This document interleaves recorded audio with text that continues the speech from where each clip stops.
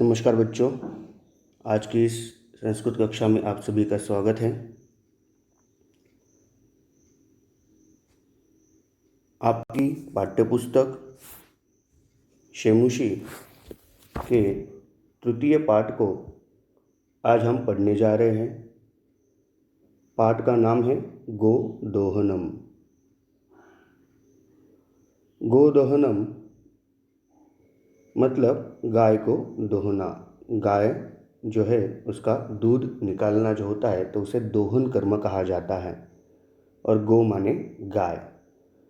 तो ये जो पाठ दिया है, इस पाठ की सबसे पहले हम पार्श्वभूमि जो है वो समझ लेते हैं कि ये पाठ कहाँ से लिया है और इस पाठ में क्या बताया गया है।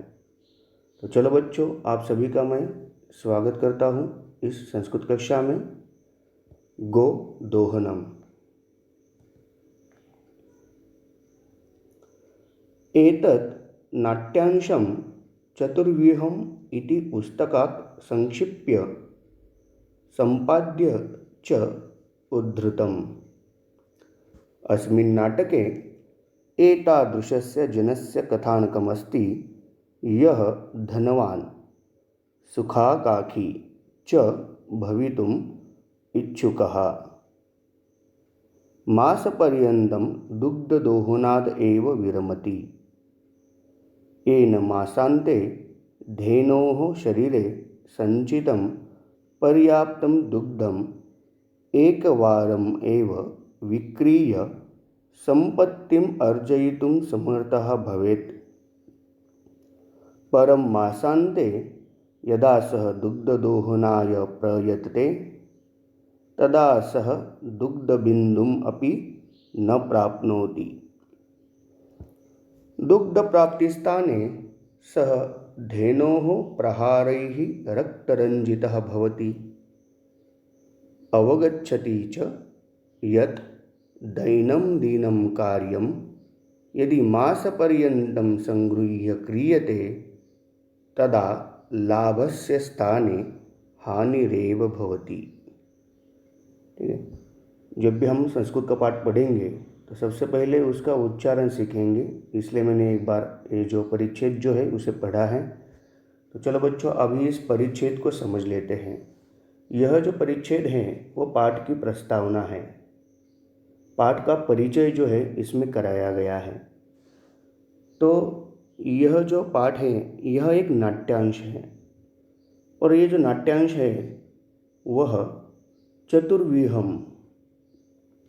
एतत् नाट्यांशम, यह नाट्यांश चतुर्व्यूहम इति पुस्तकात्, चतुर्व्यूहम नाम की जो पुस्तक है वहाँ से संक्षिप्य, संक्षिप्य माने संक्षेप कर, मतलब जहाँ पाठ में ये दिया गया है यह नाटक, वह जो संक्षेप है। संक्षेप करना मतलब होता है छोटा करना। जो बड़ी कहानी है वह कहानी का भाव वैसे ही रखते हुए कहानी को जब छोटा किया जाता है तो उसे संक्षिप्य कहा जाता है। संपाद्य, संपाद्य का मतलब होता है संपादन करके। संपादन का मतलब होता है एडिट करना। तो उसमें कुछ थोड़ा सा संपादन किया जाता है, बदलाव किया जाता है कहानी के हिसाब से। च उद्धृतम, इस तरह बताया गया है, वहाँ से लिया गया है। तो ठीक है, तो पहली पंक्ति जो है उसे समझ लीजिए। एतत् नाट्यांशम, यह नाट्यांश चतुर्व्यूहम इति पुस्तकात् संक्षिप्य संपाद्य च उद्धृतम, इस चतुर्व्यूह, इस पुस्तक से संक्षेप करके संपादन करके लिया गया है। अस्मिन् नाटके एतादृशस्य जनस्य कथानकमस्ति, यह जो नाटक है इसमें ऐसे व्यक्ति की कहानी है। अस्मिन्, ऐसे, नाटके, नाटक में, एतादृशस्य, इस तरह की, जनस्य, व्यक्ति की, कथानकम, कहानी, अस्ति, है। इस नाटक में ऐसे व्यक्ति की कहानी है यह धनवान सुखाकांक्षी च भवितुमिच्छुकः। जो धनवान बनना चाहता है, सुखाकांक्षी, सुख की आकांक्षा करता है, सुख चाहता है, आराम की जिंदगी चाहता है, इच्छुकः, इच्छुका मतलब चाहने वाला, मास पर्यंतम, 1 महीने तक, दुग्ध दोहनाद एव विरमति। इस कहानी में ऐसे व्यक्ति की कहानी है कि जो धनवान बनना चाहता है, सुख की उसे अपेक्षा है, और वो क्या करता है, उसके पास एक गाय है, उस गाय का दूध जो है वो 1 महीने तक निकालता ही नहीं।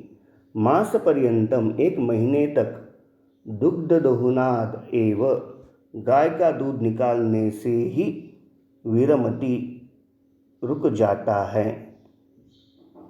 क्यों?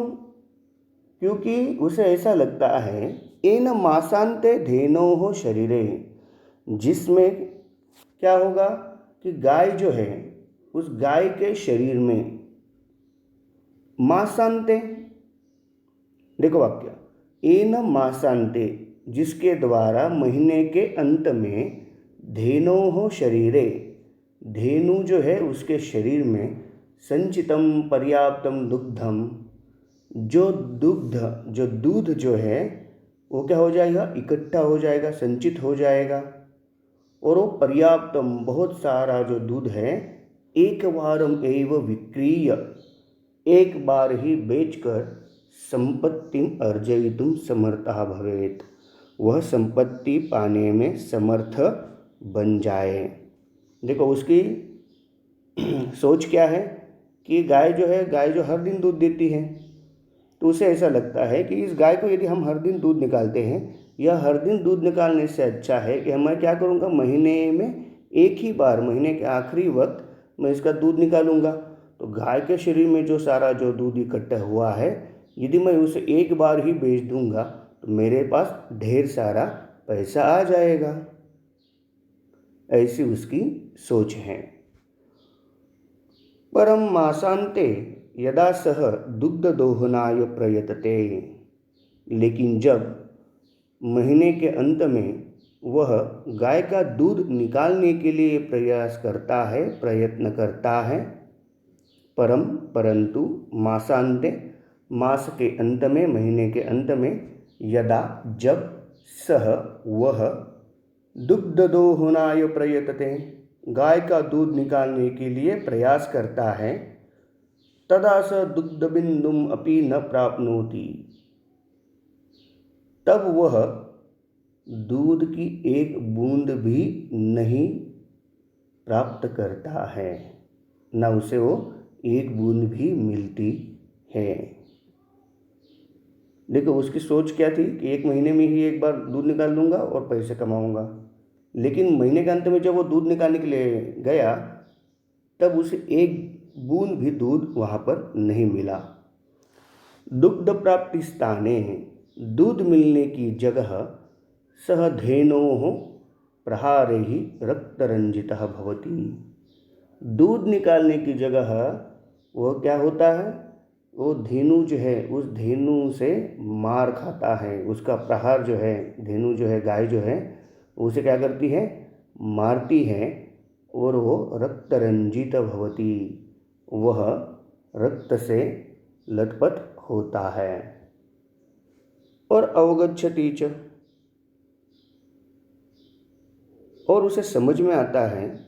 देखो ये जो पाठ की सीख जो है वो यहाँ पर बताई गई है, क्या, यत दैनंदिनम कार्यम, दैनंदिन किया जाने वाला काम जो है, जो काम हमें हर रोज करना है, यदि वह काम, यदि मास पर्यंतम संगृह्य क्रियते, यदि वह काम जो है हम 1 महीने तक टाल कर उसे यदि करते हैं, तब लाभस्य स्थाने हानिरेव भवति, तब क्या होता है, जहाँ हमें लाभ होना चाहिए वहाँ हमें हानि होती है, हमारा नुकसान होता है।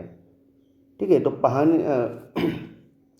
ये जो कहानी जो है, इस कहानी का तात्पर्य क्या है, क्या सीख दी है, तो जो काम हमें हर रोज़ करना चाहिए वह काम उसी दिन ख़त्म करना है, ना कि उस काम को इकट्ठा करते करते महीने के अंत में करेंगे, कल करेंगे, परसों करेंगे, एक साथ करेंगे। ये जो हमारी टालने की आदत जो है, उस आदत से ना हमें कोई लाभ होता है बल्कि हमारी हानि ही होती है। अक्सर हम देखते हैं कि व्यक्ति जो होते हैं उन्हें आदत होती है कि आज का काम जो है वो कल करेंगे, नहीं नहीं ठीक है बाद में करेंगे, एक साथ कर लेंगे, अभी कोई ज़रूरी नहीं है। तो काम को हम क्या करते हैं, टालते जाते हैं और बाद में जब एक साथ ही बहुत सारा काम आ जाता है तब हम न वो काम कर पाते हैं, न हमारा स्वास्थ्य अच्छा रहता है और बहुत सारी मुश्किलें हमारी बढ़ती जाती हैं। तो बच्चों, मेरे ख्याल से आपको पाठ की प्रस्तावना जो है और संक्षेप रूप में एक छोटे से स्वरूप में आपको कहानी का भावार्थ जो है वो समझ में आया होगा।